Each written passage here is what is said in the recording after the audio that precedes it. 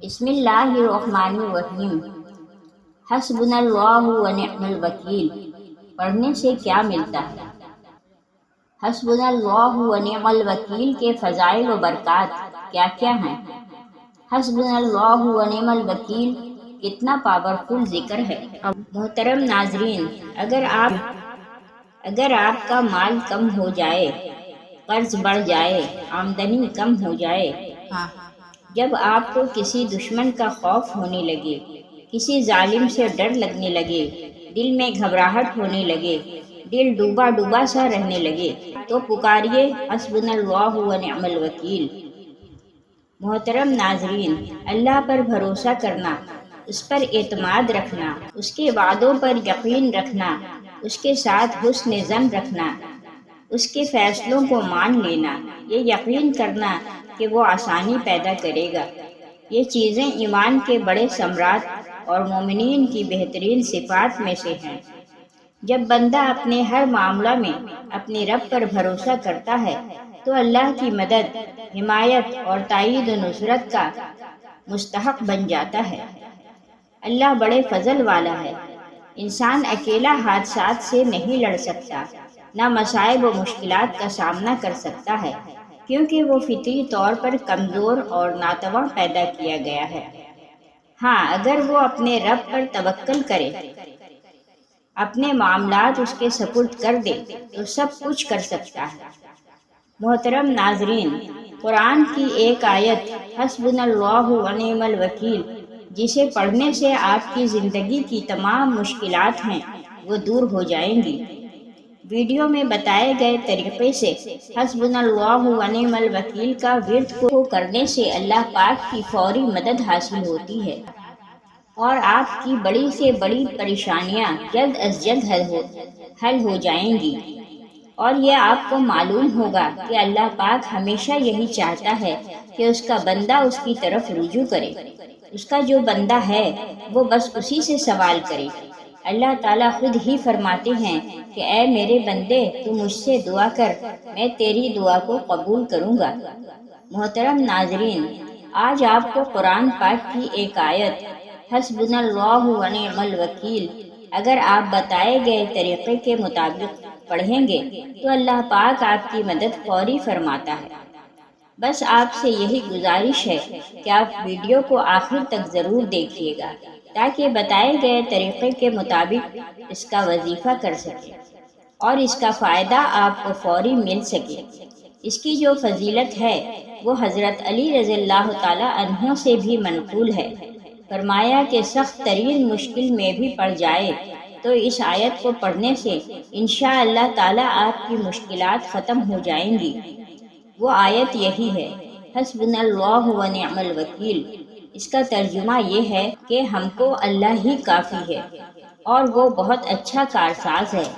اس آیت کو پڑھنے سے انسان کا اللہ پر اعتماد اور یقین جو ہے وہ پختہ اور مضبوط ہو جاتا ہے۔ جب انسان اللہ پر توکل اور یقین کر لیتا ہے تو پھر اللہ تعالیٰ اس کے لیے راستے کھول دیتا ہے۔ آپ کی بڑی سے بڑی مشکلات حل ہو جائیں گی۔ آپ کے پاس دولت کا مسئلہ ہے، بیماریوں کا مسئلہ ہے، گھر میں مشکلات آ چکی ہیں اور آپ کے گھر میں مایوسی آ چکی ہے، اگر گھر میں لڑائیاں ہیں، جھگڑے ہیں، بچوں کا مسئلہ ہے، مختصراً بات کہنے کا جو مقصد ہے کہ آپ کو کوئی بھی مسئلہ ہے یا پریشانی ہے، انشاءاللہ حل ہو جائے گی۔ اس وظیفے کو پڑھنا کیسے ہے، اس کا طریقہ کار سمجھ کر پڑھیں۔ اس عمل کو آپ کسی بھی نماز کے بعد یا کسی بھی وقت کر سکتے ہیں، کوئی وقت کی پابندی نہیں ہے۔ عورت اور مرد کوئی بھی یہ عمل کر سکتا ہے، کوئی جنس کی پابندی نہیں ہے۔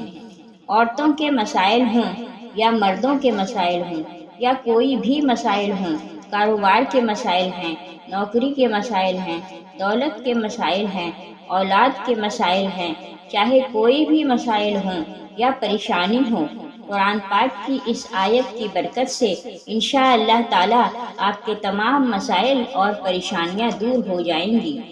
سب سے پہلے آپ نے درود ابراہیمی 1 مرتبہ پڑھنا ہے، پھر اس کے بعد استغفر اللہ کی ایک تسبیح یعنی 100 مرتبہ پڑھنا ہے۔ چاہے اس کو آپ تسبیح پر پڑھیں یا ہاتھوں پر پڑھیں، تعداد پوری ہونی چاہیے۔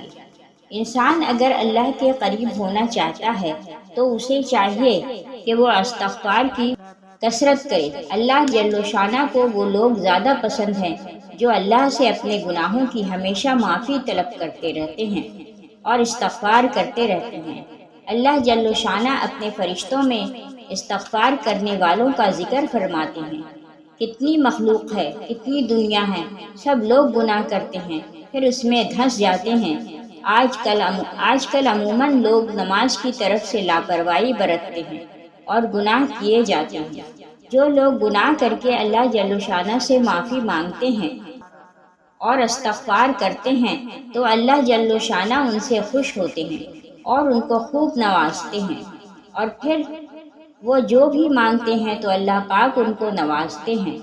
استغفار کو آپ نے بہتر طریقے سے پڑھنا ہے اور دل میں آپ اپنے گناہوں پر نادم ہوں اور شرمندہ ہوں اور آئندہ گناہوں سے بچنے کی کوشش اور ارادہ ہو۔ استغفار کے بعد آپ نے ایک تسبیح الملک کرنی ہے جس کا اصل مقصد ہے کہ اللہ تعالیٰ ہی حقیقی بادشاہ ہے۔ انشاءاللہ اللہ جل شانہ آپ کو غنی کر دیں گے۔ اللہ جل شانہ آپ کو اتنی دولت عطا کریں گے کہ آپ کو جو مسائل ہیں، جو پریشانیاں ہیں، سب دور ہو جائیں گی۔ جو شخص اس قسم کا ورد کرتا ہے اللہ جل شانہ اس کو مال و دولت سے مالا مال کر دیتے ہیں۔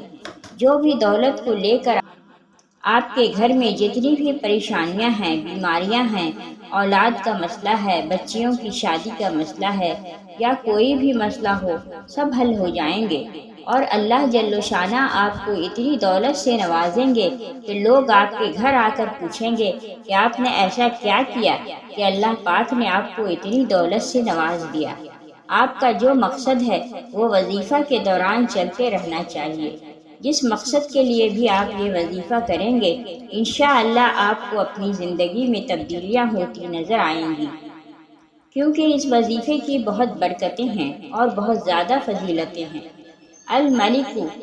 الملک کے بعد آپ نے حسبنا اللہ و نعم الوکیل کو آپ نے 101 مرتبہ پڑھنا ہے اور تسلی اور آرام سے پڑھنا ہے۔ دوران وظیفہ جو آپ کا مقصد ہو وہ آپ کے ذہن میں چلتا رہے۔ جب آپ یہ وظیفہ کر رہے ہوں تو بہتر تو یہ ہے کہ آپ اکیلے ہوں تو آپ کی توجہ مکمل وظیفہ کی طرف ہو۔ حسبنا اللہ و نعم الوکیل کو 101 مرتبہ پڑھنے میں زیادہ سے زیادہ آپ کے 10 سے 15 منٹ لگیں گے، مگر اس وظیفے کے اتنے کمالات اور فضائل ہیں کہ آپ اس کے فائدے دیکھ کر حیران رہ جائیں گے۔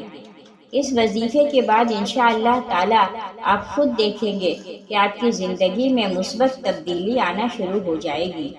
جب آپ 101 مرتبہ حسبنا اللہ و نعم الوکیل کا ورد کر لیں گے تو پھر آپ نے آخر میں اللہ اکبر کہنا ہے، جس کا مطلب ہے کہ اللہ سب سے بڑا ہے۔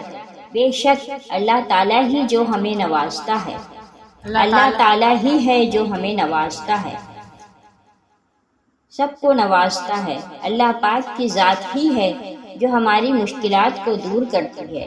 آپ نے اللہ تعالیٰ کی بڑائی کو بیان کرنا ہے۔ ویسے تو ہمیں ہر وقت اللہ پاک کی بڑائی کو بیان کرتے رہنا چاہیے۔ ایک بار اللہ اکبر پڑھ کر پھر ہم نے 1 مرتبہ درود ابراہیمی پڑھنا ہے۔ اس کے بعد آپ نے دعا کرنی ہے اور آپ کی جو حاجتیں ہیں وہ بھی آپ نے اللہ تعالیٰ سے مانگ لینی ہیں، یا جو مصیبتیں اور مشکلات ہیں ان سب کے لیے دعا مانگنی ہے۔ ہم نے اللہ سے دعا مانگنا ہے اور کہنا ہے کہ اللہ تو ہی کارساز ہے، تو سب کو دیتا ہے، مجھے بھی عطا کر۔ اے اللہ مجھے اپنی رحمت کے آغوش میں لے لے۔ اللہ میں بھی تیرا ہی بندہ ہوں، اللہ میری زندگی سے مشکلات دور کر دے۔ یا اللہ مجھے ایسا بنا دے کہ میں تیرے بندوں کی خدمت کروں، میں دوسروں کے کامین یا رب العالمین۔